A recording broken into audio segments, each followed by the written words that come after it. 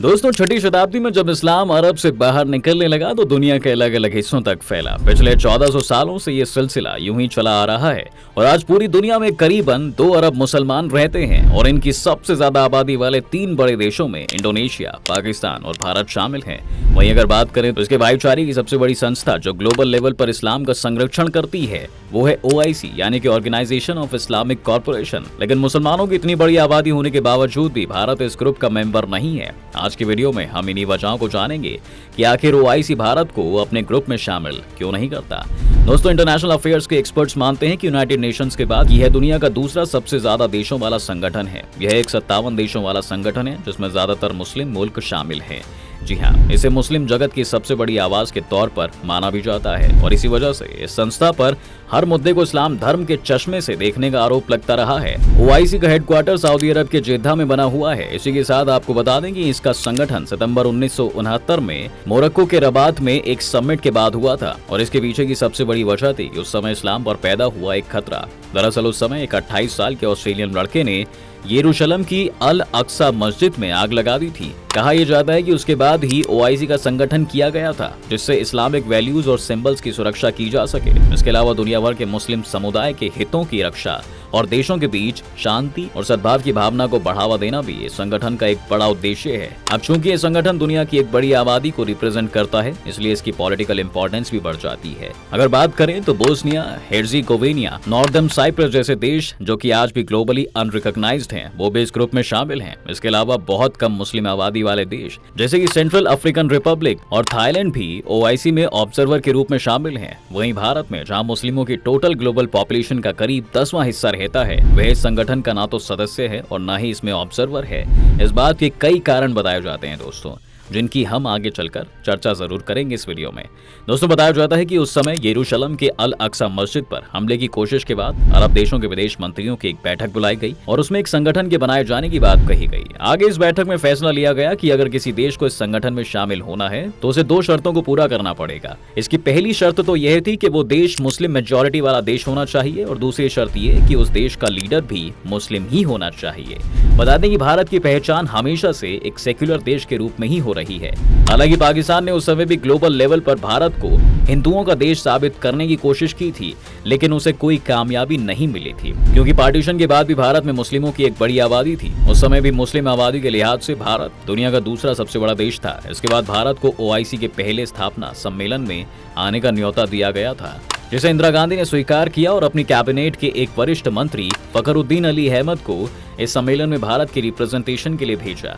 जब OIC की स्थापना की गई थी उस वक्त भारत की ओर से मोरक्को में गुरबचन सिंह एम्बेसडर के तौर पर तैनात थे। उन्होंने ही OIC की शुरुआती बैठक में भारत का रिप्रेजेंटेशन किया था। इसके बाद जब फखरुद्दीन अली अहमद इस सम्मेलन में हिस्सा लेने के लिए मोरक्को पहुंचे तो पाकिस्तान के उस समय के तानाशाह याहिया खान ने OIC की धमकी देते हुए कहा कि अगर भारत को इस सम्मेलन में बुलाया गया है तो पाकिस्तान इस सम्मेलन को बायकॉट कर देगा। वहीं आपको इसके साथ भी ये भी बता दें कि पाकिस्तान इस संगठन का फाउंडिंग मेंबर था। जी हाँ, जिसके कारण इस सम्मेलन शुरू होने से कुछ देर पहले ही भारत को दिया गया न्योता वापस ले लिया गया था। इसमें सबसे बड़ी बात यह थी कि फखरुद्दीन अली अहमद को इस बात का पता जब चला जब वह रबात शहर के अपने होटल से सम्मेलन में हिस्सा लेने के लिए निकल चुके थे और पाकिस्तान की हरकत की वजह से उन्हें दरवाजे से ही वापस लौटना पड़ा था। दोस्तों, कहा जाता है कि उसके बाद से OIC और भारत के बीच ज्यादा अच्छे संबंध नहीं रहे हैं।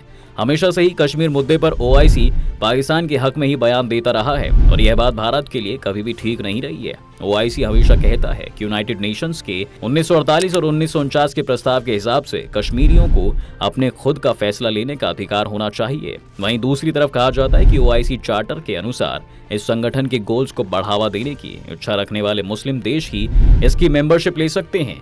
लेकिन इन सब चीजों के बावजूद भी गैर मुस्लिम देशों को OIC में ऑब्जर्वर का दर्जा मिल सकता है और कुछ देशों को तो पूरी मेंबरशिप भी है।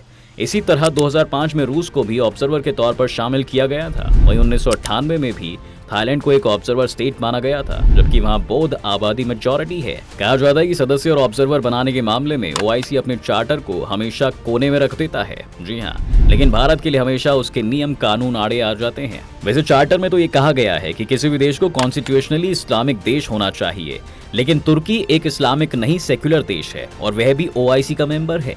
यहाँ तक कि तुर्की के एक डिप्लोमेट तो OIC के सेक्रेटरी जनरल भी बन चुके हैं। इसी तरह अफ्रीका के भी कई देशों में मुस्लिम मेजॉरिटी नहीं है, लेकिन वो भी ओआईसी के सदस्य हैं। वहीं इसके साथ ही ये कई बार देखा गया है कि ओआईसी भारत और पाकिस्तान से जुड़े मुद्दों में पाकिस्तान की तरफदारी करने की मांग करता रहा है। इस तरफ आपको बता दें कि पाकिस्तान ओआईसी का एक इम्पोर्टेंट सदस्य है। जी हाँ, और उसके भारत के साथ उसके हमेशा से रिश्ते खराब ही रहे हैं। इसके साथ ही भारत और दूसरी इस्लामिक कंट्रीज के बीच भी रिश्तों पर ओआईसी को हमेशा ऐतराज रहा है। हमेशा से ही पाकिस्तान ने ओआईसी को कश्मीर मुद्दे पर भारत सरकार की आलोचना करने के लिए भड़काया है। 2019 में भी पाकिस्तान ने ओआईसी पर दबाव डाला था कि वह कश्मीर से अनुच्छेद 370 हटाने को लेकर भारत सरकार को कंडेम करे। वहीं देखा जाए तो भारत भी हमेशा से ओआईसी से दूर रहने की ही कोशिश करता रहा है और इसके पीछे सबसे बड़ी वजह है कि भारत किसी भी ऐसे संगठन में शामिल नहीं होना चाहता था जो धर्म के आधार पर बनाया गया हो, क्योंकि भारत हमेशा से ही धर्मनिरपेक्षता के रास्ते पर चलने की कोशिश करता रहा है। इसके साथ ही सबसे बड़ा जोखिम यह है कि उसके ओआईसी में शामिल होने के बाद भारत इसके सदस्य देशों के साथ बेहतर बिलेटरल रिलेशंस नहीं रख पाएगा, क्योंकि इसके बाद उसे फिर हमेशा इस संगठन के दबाव में रहकर ही काम करना होगा।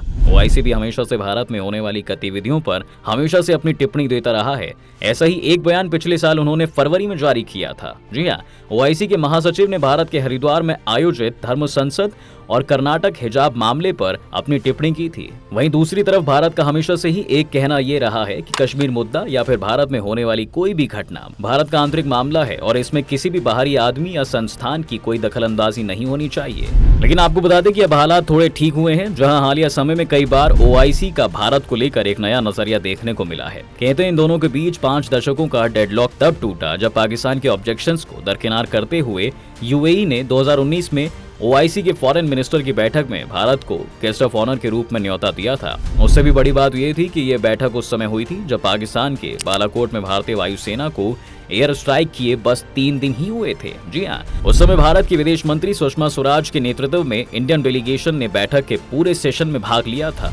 इसी के साथ ओआईसी में यह पहला मौका था कि भारत का कोई डेलीगेशन ओआईसी में पहुंचा था। वहीं हमेशा की तरह पाकिस्तान ने इस बार बैठक का बहिष्कार भी किया था। वही बात करें तो पाकिस्तान के साथ बढ़ते तनाव के बीच 2019 में भारत को गेस्ट ऑफ ऑनर का न्योता देना सऊदी अरब और यूएई के साथ भारत के बेहतर रिश्तों का ही नतीजा था। जी हाँ, इस सम्मेलन में सुषमा स्वराज ने कहा था कि जैसे कि इस्लाम का मतलब अमन है और अल्लाह के 99 नामों में से किसी का मतलब हिंसा नहीं है, इसी तरह दुनिया के सभी धर्म शांति, करुणा और भाईचारे का संदेश देते हैं। ये इस बात की गवाही देता है कि कहीं न कहीं ओआईसी में शामिल देश भी डायरेक्ट और इनडायरेक्ट तरीके से भारत के साथ भागीदारी चाहते हैं। वहीं आपको बता दें दोस्तों कि ओआईसी के साथ पिछले कुछ समय में भारत के रिश्ते को बेहतर होते हुए देखा गया है। जी हाँ, इसका सबसे बड़ा एग्जाम्पल है कि फाइनेंशियल ईयर 2020 से 21 और 2021 से 22 के बीच गल्फ कॉपरेशन काउंसिल देशों के साथ भारत का बिलेटरल ट्रेड 87.4 बिलियन डॉलर से बढ़कर 154.7 बिलियन डॉलर हो गया है। इसमें भी सबसे बड़ी बात यह है कि गल्फ कॉपरेशन काउंसिल में Saudi Arabia, United Arab Emirates, Kuwait, Bahrain, Qatar और ओमान जैसे देश शामिल हैं और ये सभी देश ओआईसी के सदस्य भी हैं। इन सभी चीजों के बीच एक सबसे बड़ा सवाल यही उठकर आता है कि क्या कभी ओआईसी भारत को अपनी सदस्यता देगा या नहीं। बहरहाल, अगर आपको हमारी ये वीडियो पसंद आई हो और आपको इससे कुछ सीखने को मिला है तो इसे लाइक किए बिना बिल्कुल न जाएं। इसी के साथ चैनल को भी सब्सक्राइब कर दें और बेल आइकॉन को भी जरूर दबा दें।